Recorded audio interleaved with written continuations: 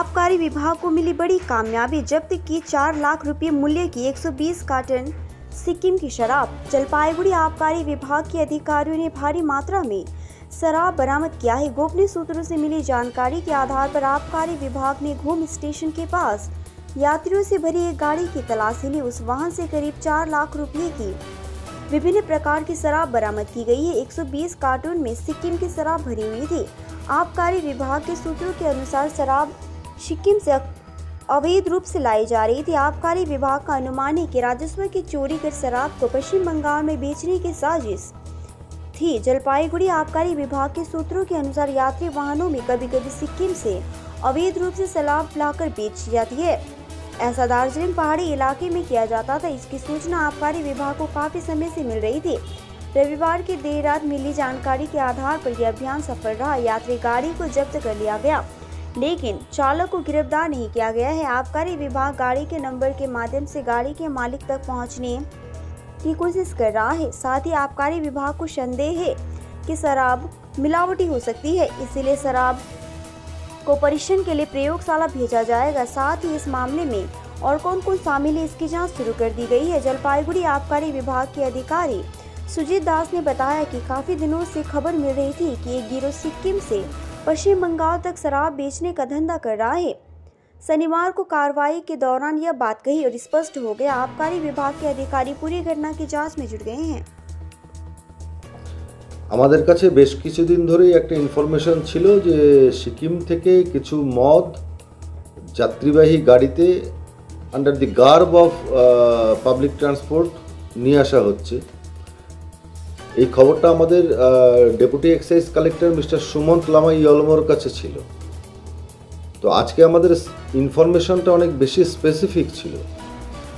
তো accordingly Jalpaiguri excise ডিভিশনের তরফ থেকে আমরা mister Sumanta Lama Yolmo, deputy excise collector division এবং মিস্টার দেবীপ্রসাদ দাস ডিইসি ভক্তিনগর এবং আমাদের ওসি প্রবীণ রায় কর্মকারের নেতৃত্বে আমরা একটা ওয়াচ ডিউটি সেট করি। ঘুম স্টেশনের পাশ থেকে আমরা এই গাড়িটিকে, মহিন্দ্রা ম্যাক্সটিকে আমরা আজকে ইন্টারসেপ্ট করি, যেহেতু আমাদের কাছে প্রায়র ইনফরমেশন ছিল। তো এই গাড়িটাকে ইন্টারসেপ্ট যখন আমরা করি, under cover of darkness driver somehow manage to escape, কিন্তু এই গাড়িটিকে আমরা ধরতে পেরেছি এবং ধরে আমরা এই গাড়ির থেকে 120 কার্টন আমরা সিকিমের মদ পেয়েছি। বিয়ার, হুইস্কি, ব্রিজার, হনিবি ব্র্যান্ডি, এই ধরনের বেশ কিছু মদ আমরা পেয়েছি। তো এখন এই গাড়ির যে ব্লু বুকটা, সেটাও আমরা ড্যাশবোর্ড থেকে পেয়েছি এবং আমরা দেখতে পেয়েছি যে ব্লু বুক অনুযায়ী ওই গাড়ির মালিকের নাম ওয়ান মিস্টার লাকপা শেরপা। তো এখন আমাদের ইনভেস্টিগেশন চলবে, কিন্তু আপনাকে এটুকুই বলতে পারি যে যে পরিমাণ মদ আজকে সিজ করা হয়েছে তার ভ্যালু নিয়ারলি 4 লাখেরও বেশি হবে, 4 লাখ টাকারও বেশি হবে। এবং এটা যে শুধু পশ্চিমবঙ্গ সরকারের রাজস্বের ক্ষতি করছে তাই নয়, এই ধরনের মদ, যে মদগুলো সিকিম থেকে চোরা পথে এ রাজ্যে আসছে, তার কোয়ালিটি কন্ট্রোল সম্বন্ধে আমরা নিঃসন্দেহ নই।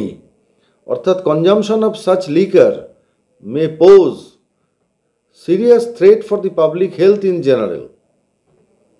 তো এই ব্যাপারটা আমি দার্জিলিংয়ের এক্সাইজ সুপারিনটেন্ডেন্টের সঙ্গেও টেক আপ করবো। আর আমাদের এই ধরনের অভিযান জারি থাকবে।